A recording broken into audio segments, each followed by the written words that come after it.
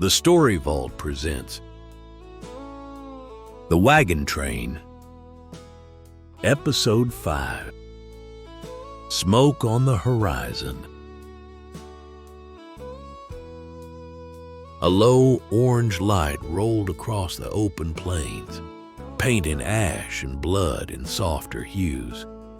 The camp was still, save for the faint crackle of dying embers and the low murmurs of those who had made it through the night. A wagon leaned at an angle, one wheel half burned and useless. Smoke still curled from its frame, a quiet reminder of the chaos that had swept through just hours before. Tools lay scattered. A kettle hung crooked over cold coals. The ground was marked by footprints, drag lines, and the blood of men. Amos McGraw stood alone at the edge of the camp, the brim of his hat pulled low as he looked out over the plains. One hand rested on his belt, the other held a half-burned piece of canvas. His jaw was tight, his eyes far away.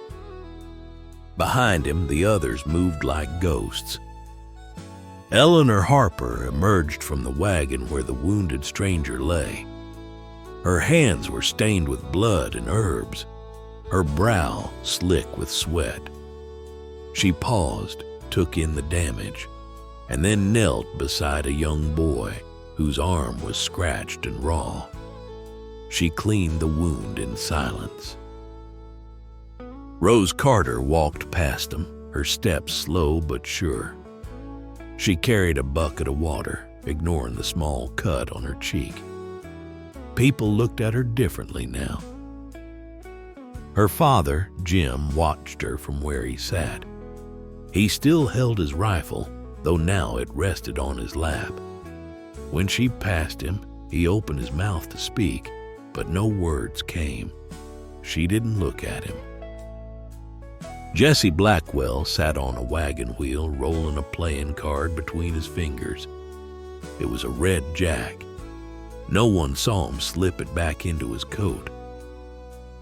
Eli Warren was already stacking firewood, his movements efficient and mechanical.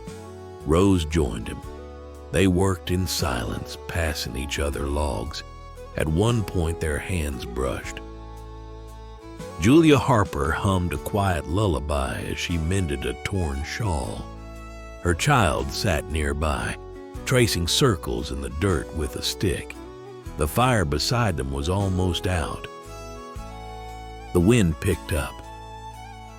Amos turned, finally walking back into the camp. He stopped by Eleanor, who now sat resting her hands in her lap. "He said anything yet?" Amos asked. She shook her head. Fever's still high, but he muttered something in his sleep. "What?" She looked up, hesitant, said, "He ain't far now." Amos didn't respond, just nodded once. Jim Carter finally stood, walking over to his daughter. She was rinsing her hands in the water bucket. "I didn't know you could shoot like that," he said quietly. Rose didn't answer. "Guess I don't know a lot of things." She finally looked at him. Her voice was calm. "No, you don't." He nodded, then turned away. As night crept close once more, the fires were built low. The stranger stirred.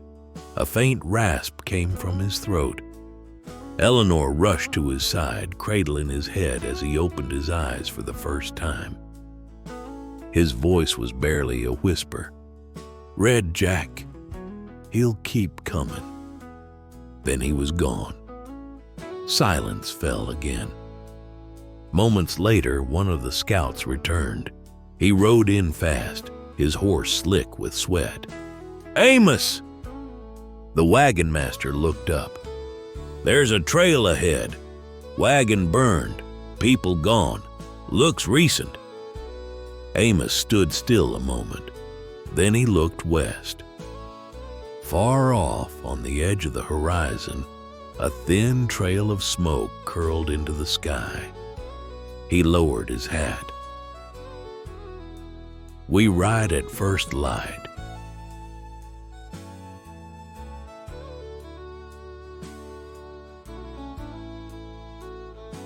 Red Jack is real, and he's hunting. But why? And what secrets did the stranger take to the grave? Subscribe, like, and leave a comment below. What do you think Jesse Blackwell is hiding? The journey west just got darker. Stay tuned for episode 6.